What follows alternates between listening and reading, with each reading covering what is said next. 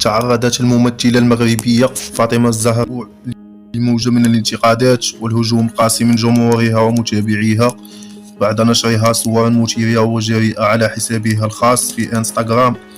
قنبوع كانت قد نشرت مؤخرا صورا تعكس أداءها مناسك العمرة وهي ترتدي الحجاب واللباس الشرعي، قبل أن تفاجئ متابعيها بنشر صور أخرى وهي ترتدي مايوه داخل حوض السباحة، مما أثار جدلا واسعا بين نشطاء مواقع التواصل الاجتماعي. تباينت ردود في أفعال متابعيها حول إطلالتها، بين من طلبها بالحشم والالتزام بالمظهر المحافظ، وبين آخرين دعوا إلى احترام حريتها الشخصية.